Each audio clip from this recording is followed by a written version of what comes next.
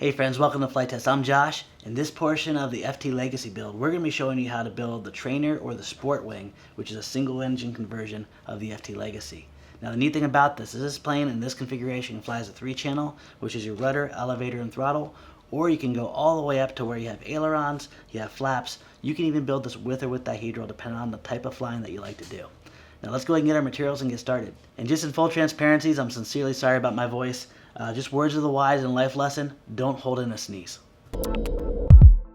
So for building our wing, we're going to need these basic pieces here. We're going to have our 3 spar assemblies. We're going to have our left and our right wing.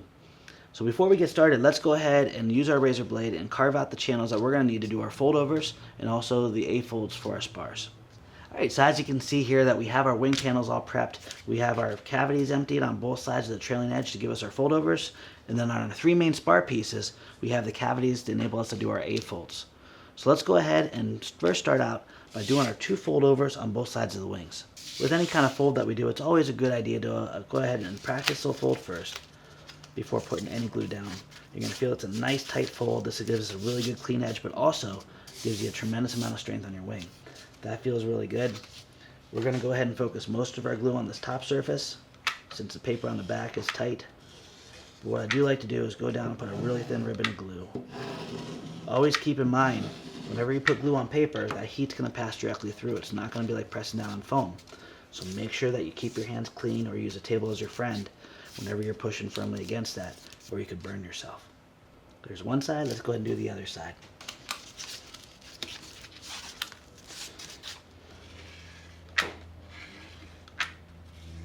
Alright, let's go ahead and join our 2 wing halves together. Go ahead and let that fold over, trail on the trailing edge, and pull it against the table as you see here.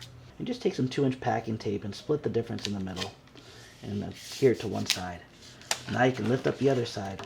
You can line up the grooves using the table as your friend. Almost there.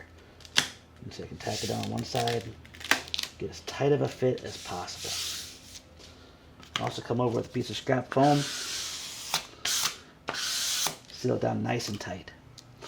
We're going to flip this over 180 degrees, take it to the edge of the table once again, and we're going to apply a nice bead of glue right down on the surface.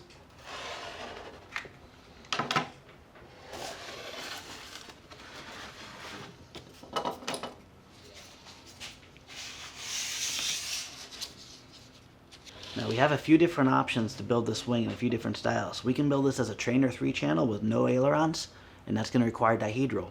You can also build this as a 4-channel trainer with a little bit of dihedral, and frankly that's one of my favorite conversions.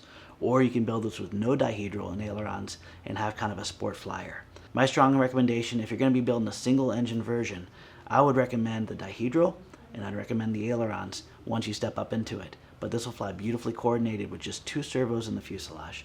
I'm going to go ahead and seal this here because I'll show you how you can cut this open later and get your dihedral. And I'm going to go ahead and grab my spars and do my A-folds. Might as well start with the biggest one here. And once again, anytime we do a fold, we always test that fold first. To do an A-fold, we're going to leave the side plates against the table and we're going to rotate the bottom plate up to a 90 degree. We're happy with that? I'm going to go ahead and apply the glue mainly on the bottom of the side plate. And I'm going to take this up 90 degrees.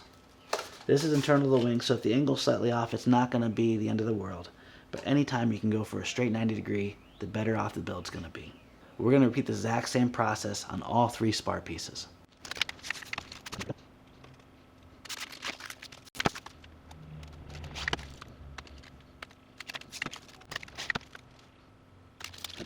So as you can see, we now have 3 spars ready to go onto the wings. Let's go ahead and glue those in place. So the center spar here is going to go from the etch line to the etch line right in the center, and you're going to notice that the actual closed surface is facing up towards us. The 2 outer wing panels are going to be the reverse of that. They're going to actually fit with the open end facing up towards us, once again right between the 2 edge panels, and the servo hole is going to line up perfectly with the servo that we have here. Now if you're scratch building this, make sure you trim your spars so they look just like they do here.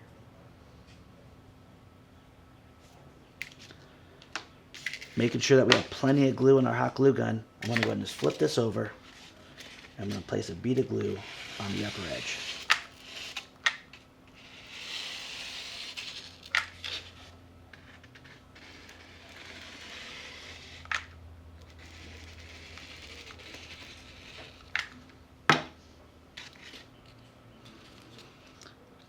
right down to where the etch line is. Line up with all the etch lines from one end to the other.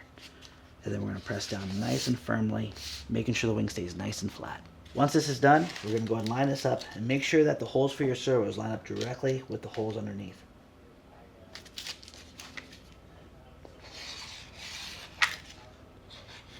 Notice I'm not putting any glue right over where the servos are. Line them up with the etch marks and press down firmly. One more side to go on the far side. And see, this is a nice big wing.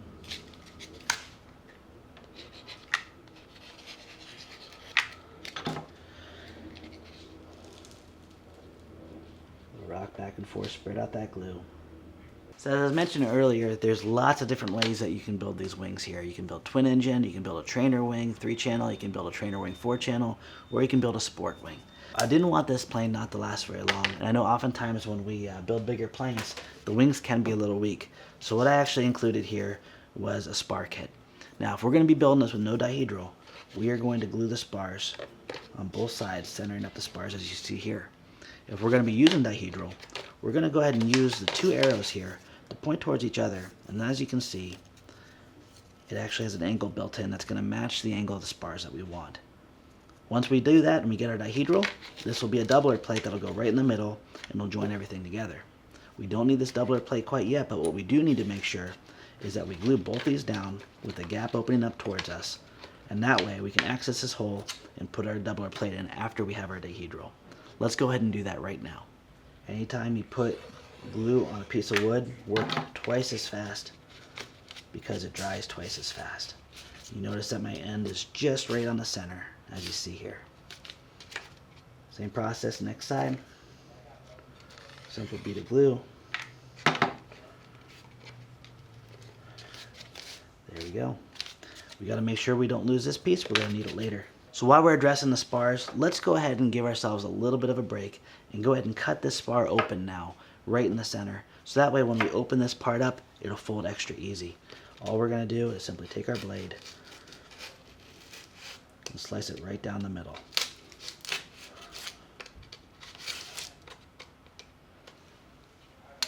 We can even take our scrap spar and kind of open it up. So now we're ready to fold over our wing, but before we do that, we got to do a double bevel cut. We're going to go ahead and take this and we're going to fold it 180 degrees. And I'm going to go ahead and do this floating, but what I'd recommend is take this to the edge of the table and then cut it along the edge of the table. Let's just go ahead and do it here.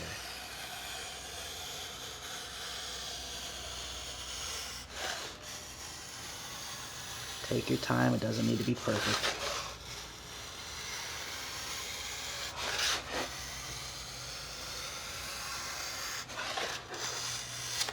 (180 degrees). Same process as before, all the way over. Notice I'm holding that knife at a nice, maybe 45-degree angle, 30-degree angle. That gives us the ability to let it guide through the foam and not pitch up and down.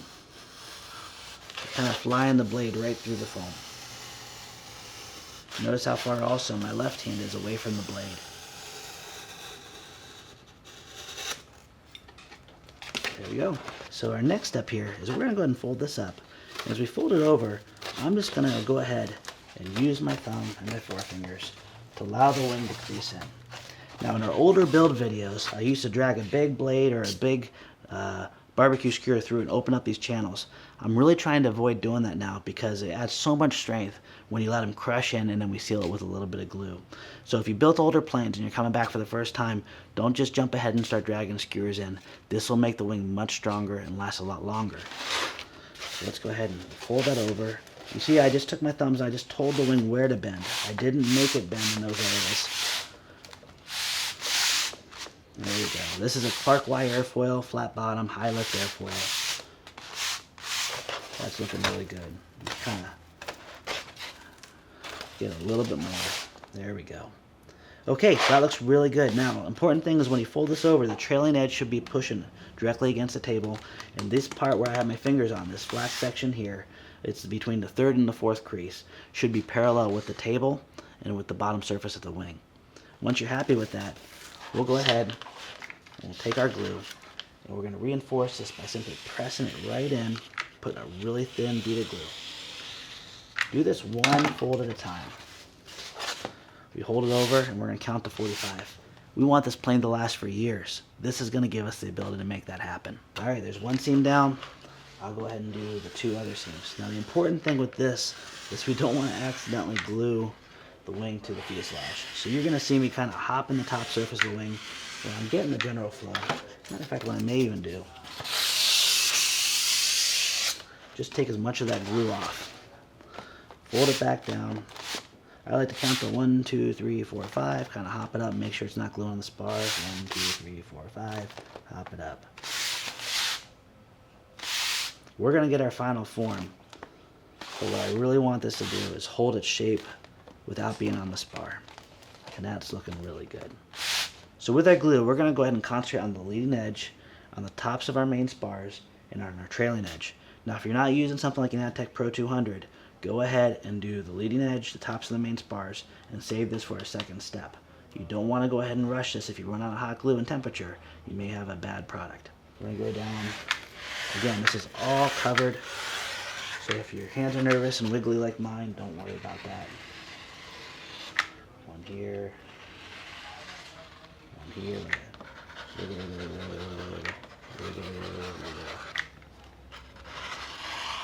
Here.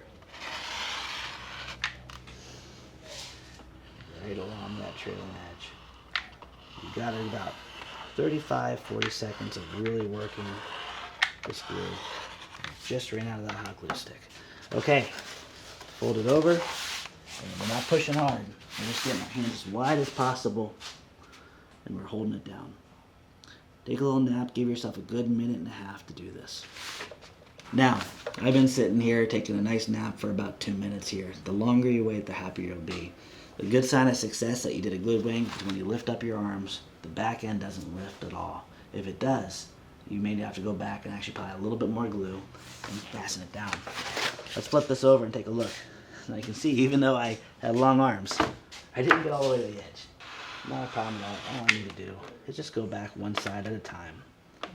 Make sure you don't get glue into your hinge line. And glue it down. I can't stress enough how important it is to have a good tight seam on the back end with a nice strong glue joint. That's going to add a tremendous amount of strength to your wing. If any parts of your wing are sticking up, just flip it upside down, make sure you don't have any glue globs on the table to dent your wing, and hold it down until it's dry. Alright, so our trailing edge is down here. Once again, if any parts that lift up, don't worry about that. All you need to simply do is put a little glue under there and hold it down. It is an incredibly big wing. Let's go ahead and open these panels up that we see here. One's going to actually open up the inside of your spar, put it out in your servo wires, and the other one is going to go ahead and open up to put your doubler on. So we're going to go and flip this over 180 degrees, take your razor blade, and starting from the second crease and going down to about 2 inches. It doesn't have to be rocket science. We're going down roughly to where the trailing edge of the bottom surface meets the wing. We're going to go ahead and just punch straight in, and with a little bit of a sawing motion, cut straight down through the foam.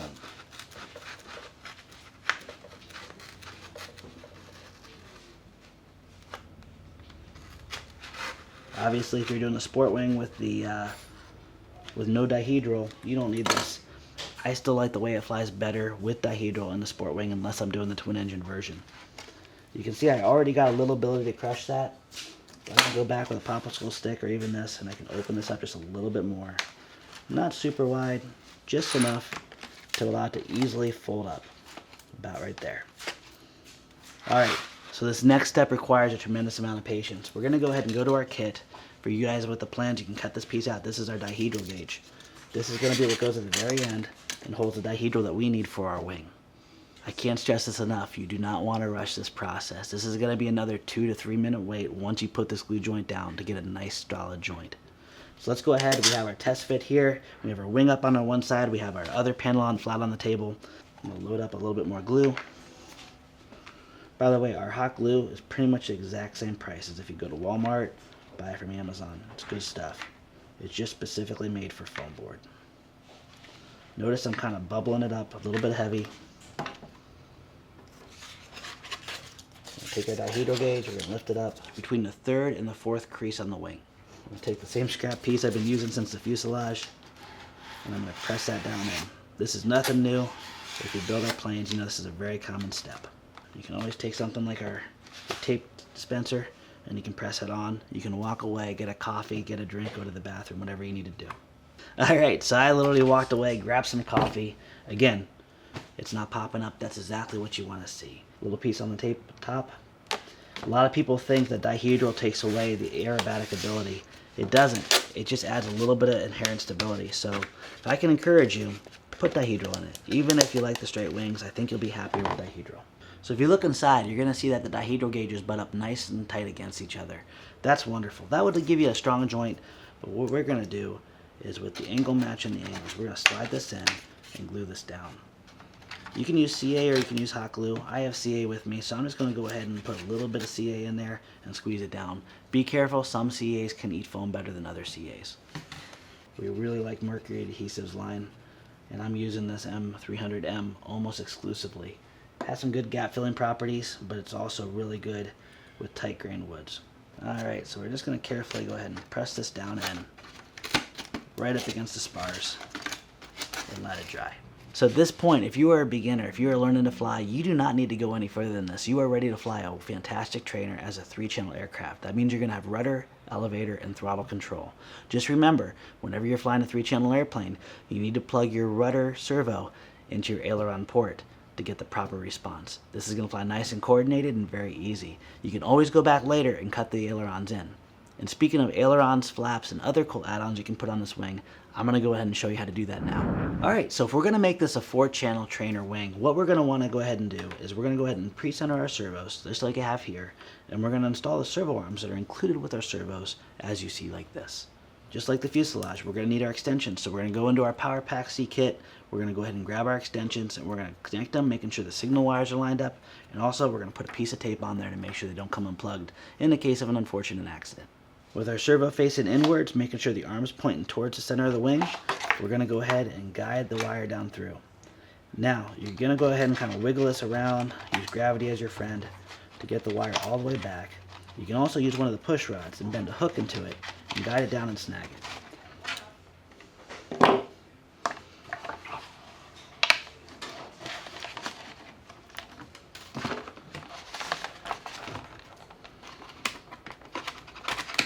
Okay, you notice that I'm not cutting out our aileron servos yet. That's because right now we have a perfectly neutral aileron. We can go ahead and get everything cut to place and then cut that out afterwards. Alright, so our next step here is we want lots of throw here, so I'm going to go out to the outermost hole. If you're a beginner pilot and you don't have a radio that can do dual rates, go ahead and go to the middle hole. I'm going to go ahead and take our control horn. I'm just going to go ahead and set it in place, making sure that the holes are directly over the hinge line on this one.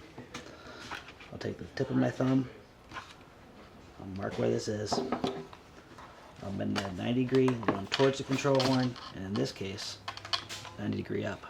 I'm going to go ahead, just so we don't poke our fingers, I'm going to bend this at a 90 degree, straight towards us, making a typical Z bend.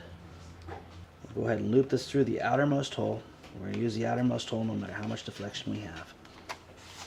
Go ahead and repeat the exact same process on the other side. Once we're happy with both sides, we can go ahead and cut out our hinges and glue everything down. So we have both of our servos installed, we have our push rods and our control horns installed. All we're simply going to do is I'm just going to rotate this up 90 degrees on both sides.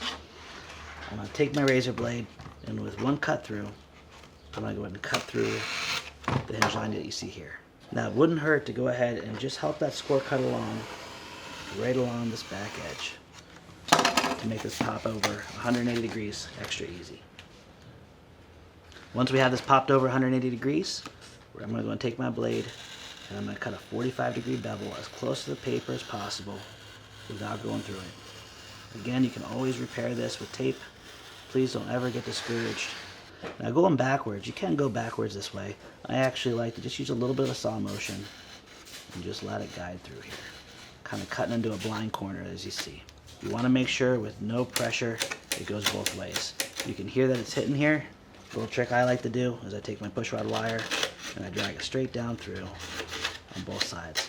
That flattens it out, makes it glide nice and easy. Just a little bit of glue right against the paper, a little thin ribbon. Doesn't have to be a lot. And since we're done with our dihedral gauge, I'm just going to go ahead and squeegee as much of that off as possible. Let it dry for at least 45 seconds. Make sure you still have full deflection. Once we're happy with that, we can go right back down to the table, make sure our aileron's flush with the other surface of the wing. I tend to let the other half of the wing pass over the table. A little bit of hot glue here. Press your control horn down. After about 45 seconds, we can now glue down our servo. We have a little bit of wiggle room to move our servo towards the trailing edge or towards the leading edge to make sure that we have that perfect adjustment with the centered servo. And anytime if your servo moves, make sure you recenter before gluing it down. Or if you have sub-trims on your transmitter, you can also do it that way. We're just going to lift this up. 2 little drops of glue. Press it right down in place. And for a little added bonus, a little extra strength, a little drop on each top. Fill that cavity up. Wiggle the tip of your nozzle around. We're going to repeat the exact same process on the other side of the wing.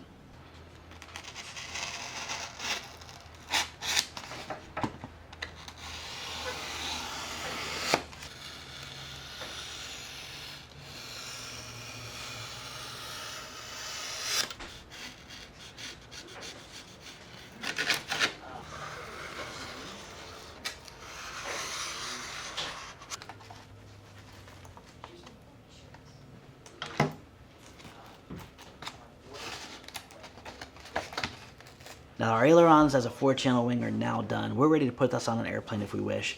I'm going to go ahead and go one step deeper and show you how to put optional flaps. Now if you have a programmable transmitter, you can actually program something called flaperons. Flaperons gives you the ability to droop your ailerons. It gives you the same effect as flaps, but let's face it, some people really love split flaps. Alright, so for our flaps option, once again, this does not have to be done to have a great flying experience. You can do flaperons.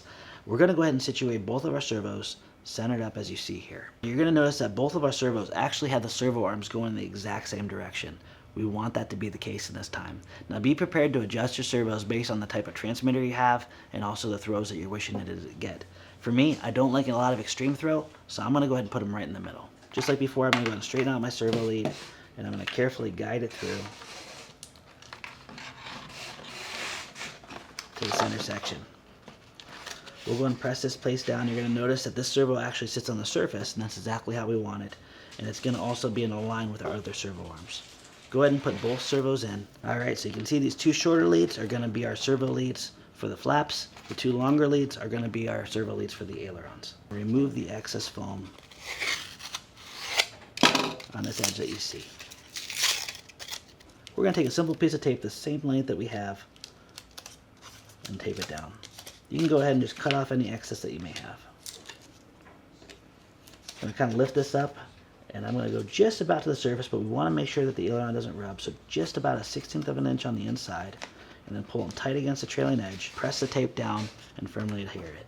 Now we can fold this over 180 degrees. At this point, we can open this up like a door, and you have 2 different options. You can use hot glue, or you can use instant glue if you wish. I'm just going to go ahead and put a little bead of instant glue. Now I'm going to flip this over, and we're going to run our fingers back and forth, making sure it's nice and glued. Give this about 3 minutes to thoroughly dry. Alright, just for a little added strength here, we can either use tape or we can go ahead and go back with some hot glue. Put a bead right over that seam.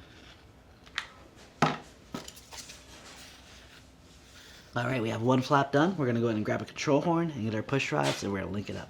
So just in the name of transparency, if you guys are hearing some tape noise behind, that's actually my wonderful wife Jennifer shipping out perks as we're doing this build video. Alright, you're going to notice that our actual control horn is set way far back from where it typically would be, and that's so when we actually pull this forward, it gives it plenty of deflection to give you a nice basically Fowler flap or a flap that you see here. You don't need a lot of movement to get a lot of deflection, but also you can get a full 90 degrees. Now if you really want to get extreme and you drop this to 90 degrees, it will stop the plane almost dead in its tracks. But also be prepared for a lot of lost lift. Alright, it's just like the ailerons here. We're going to pass this through. And we're going to go to the outermost hole that you see on the control horn. Now to keep this as close as possible to the fuselage, we can go ahead and actually bend this up. And then over 90 degrees. What we're looking for now is we're looking for a nice tight joint up against here, and we can adjust with our servo sub trims. And when this deflects forward, you're going to notice that you're going to have the perfect amount of deflection for a nice flap. Once you're happy with the way everything looks, we'll first start with getting our control horn down, let it dry for 45 seconds. Once our control horns are down, A couple little drops is all you need. And drop it into place. 45 seconds and we're ready to do the other side.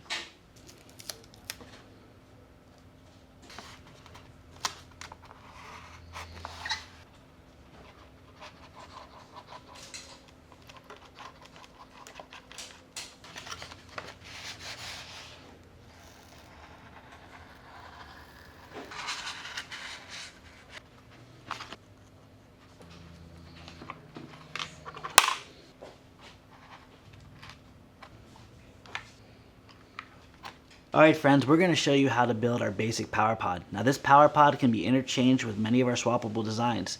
Now this power pod will also work with our B-pack or our C-pack.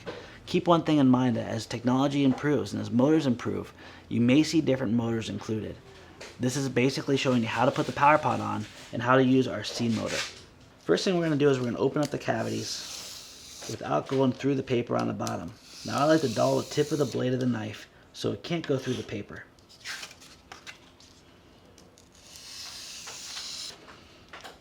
Now if you do accidentally cut through the paper on the bottom side, don't worry, you can easily repair that with a piece of tape. Fold it over 180 degrees and simply roll out the center cavity. Now we're going to go and do an A-fold. An A-fold is where the side plates are above the bottom plate. This is our bottom plate, these are our side plates. The easiest way to do an A-fold to get a nice tight joint is to leave the side plate against the table and rotate the bottom plate up 90 degrees while pushing against the table. This is going to give the proper orientation, and also as we push it down, we'll get a nice tight joint. Once we've made that motion and we're happy with our deflection, we're going to go ahead and put a bead of glue. As we pull this up, we're going to want to make sure we have 90 degrees. So I really like keeping one of these little triangle squares handy so we can put it up against the back of the foam and get a perfect perpendicular angle. Give this about 45 seconds to thoroughly dry. Same process on the other side. We're going to roll this up to a 90-degree angle, making sure that the side plate is above the bottom plate. I always want to put the glue where it matters the most, so I'll make sure I focus the glue on the bottom of the side plate, starting and stopping about a ½ inch from the edge so it doesn't squeeze over. Back on the table, 90 degrees up, using our hands to push down and use the table as our friend as we make sure it stays perpendicular. Now for our C-pack motor, we can go ahead and glue in the firewall in either direction. Take careful note that if anytime we change electronics, there will usually be an insert inside there talking about what changes may be. If it's the same, you won't see any insert. So we're going to go and take our firewall, and you're going to notice that it's a little bit higher on one side than the other. The side with the holes is going to go above, where the sides of the firewall and the bottom are going to be flush with the power pod. We'll take our glue, put a nice bead of glue right down on the joints, and then we'll take our power pod and loosely set it in place. I like to take this down to the table. Make sure you don't accidentally glue it to the table.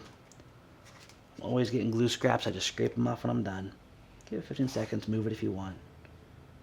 But make sure it's nice and perpendicular on both sides, and also the bottom. We're going to go ahead and reinforce this with 2-inch tape. So I pulled off about maybe 14 inches of tape here. I want to go ahead and start this about a third of the way back on the power pod, leaving the excess trail down towards the bottom. I'm going to pull a taunt and go across, and then I finish the power pod on the other side with the tape. If there's a couple of wrinkles, don't worry, no one's going to see the power pod. It goes inside the airplane. You can take your little square if you want. If you guys don't have the basic tools you need, like the hot glue gun, the square, servo centering tools, things like that, we have a really great thing called the Crafty Kit.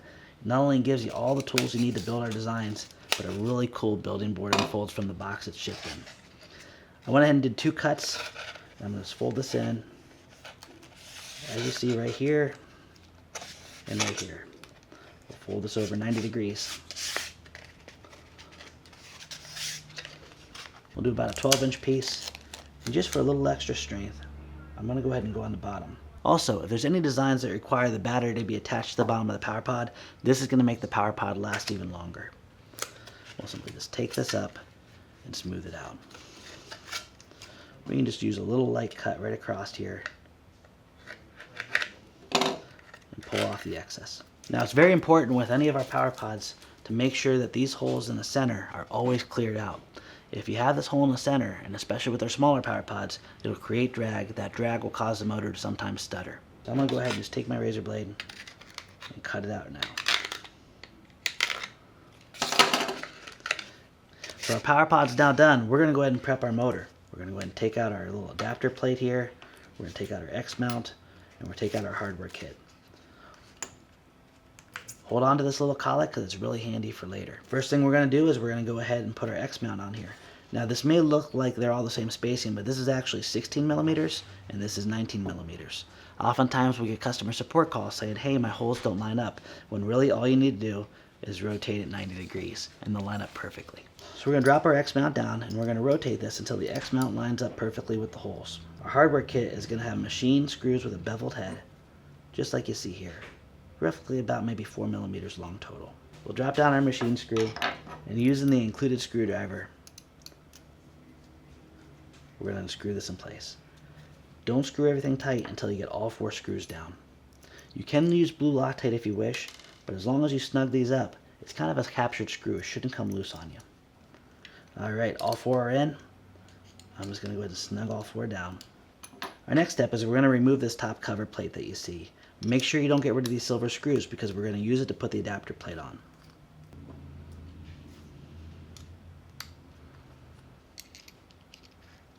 Next we're going to go ahead and put this down, line up our holes, and reinstall the screws. Again, you can use blue Loctite. I would recommend never using red Loctite because red is permanent. Go ahead and slide these back on. Fun little fact, you can always use your nut, or this is the exact same thread if you want a little bit of style points. Going back to the power pod now, I'm just going to open up this hole where our ESC wires go through, and we're going to pass these wires through one at a time. 1, 2, and 3. Now we're going to go ahead and pass that steel shaft that typically, if it was reverse mounted, the collet would use. And we're going to line up the holes of the X mount directly with our wood screw holes. There's no need to put the top one in. With our Power Pack C, we also include our 30 amp ESC. Everything has the bullets pre-connected. We're simply going to hook this up, one bolt on each one, making sure we push all the way in so there's no brass exposed.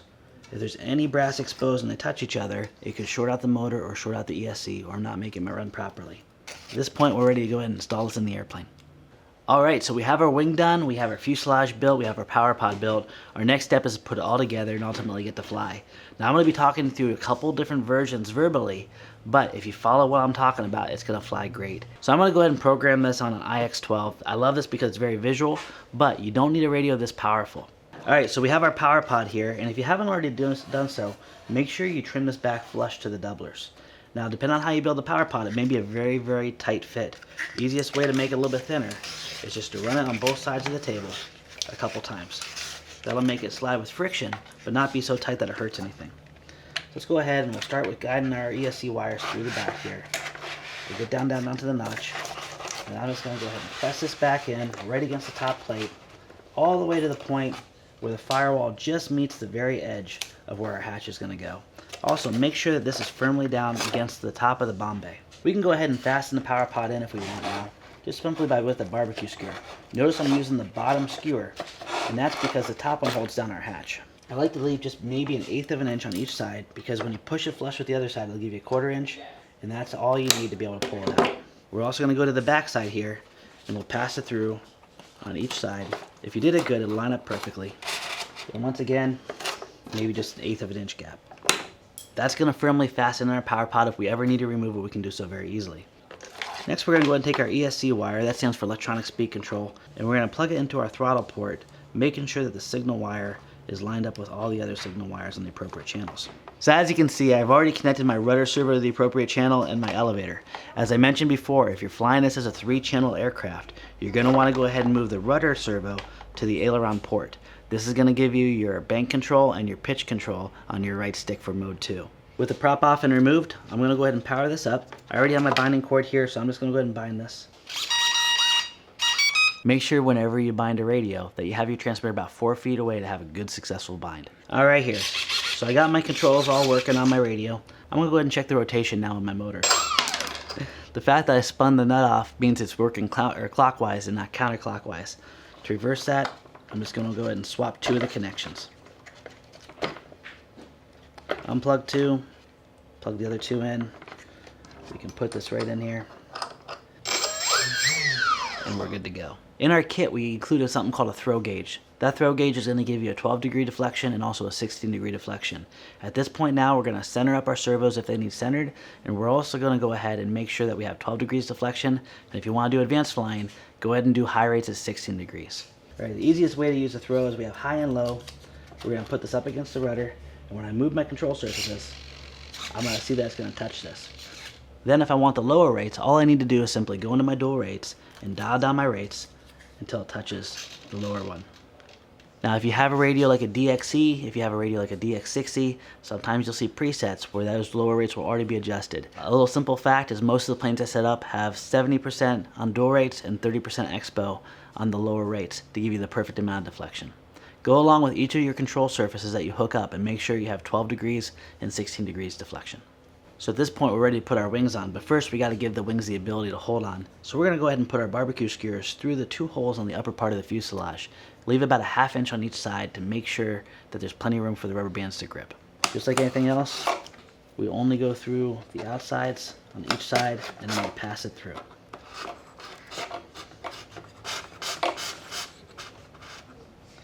I like to kind of use my thumb as a good guess. There's one. Now we have a couple different options when it comes to our wing. In our power packs we include one Y harness. Now you can use that one Y harness for either your flap control or for your aileron control. What I would recommend is that you do dual ailerons and then connect your two flaps together. So for this we're going to go ahead and on our wing type we'll select 2 aileron, 1 flap servo. We'll Y this together as you see here. And then our separate ailerons here. Alright, so on the IX-12 I'm going to go ahead and press model setup. I'm going to go ahead and go to aircraft type. I'm going to hit this on long press. Now it's going to give me wing types and tail types. I'm going to press the wing type 1 and I'm going to go ahead and select dual aileron, 1 flap. That's going to say it's looking at 1 servo for the flap and 2 separate servos and 2 separate channel links for the ailerons. So when we have configuration of 2 aileron, 1 flap, we're going to want to plug our right aileron into the aileron port and we're going to want to plug our left aileron into our aux1 port. The flap Y connection will go into our gear port on the 6100 receiver. When I push to the right aileron goes up. When I push to the left aileron goes up. That's exactly what we want. Now I'm going to go into my sub trim menu again and I'm going to use my sub trims to adjust the flaps down. There we go. Alright, so in our kits we have a supplied number 64 rubber band. If you're scratch building this, no worries, just go to Walmart or the dollar store. They're about $1 a bag.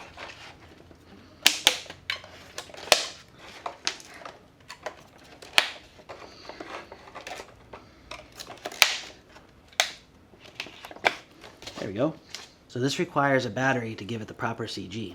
We're going to be using our 2200 Hyperion battery, but if you prop this down with a 9-inch instead of a 10-inch, you can actually put a 4-cell 2200 on this.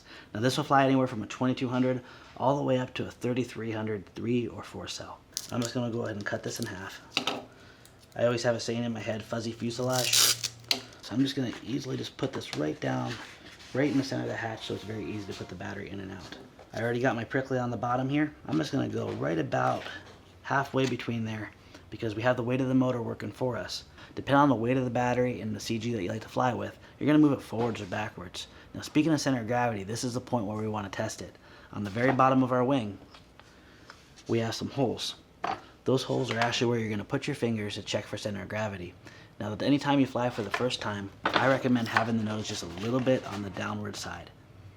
So in this case, you can see it's perfectly level. I'm just going to go ahead and lift this up slightly and rock it forward, maybe a ½ inch.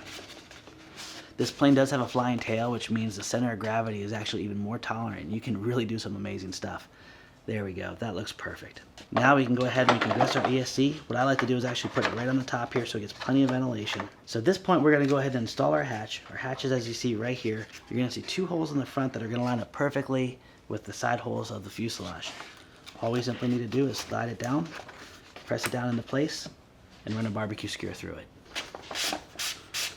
There we go. We'll just cut off the excess.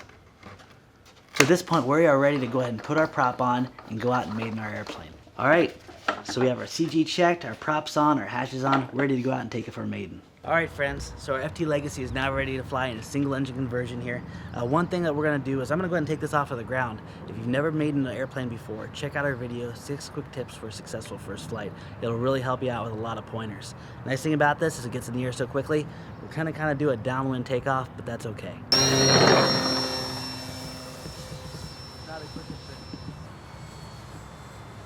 What a beautiful plane. Let's take it for a low fly.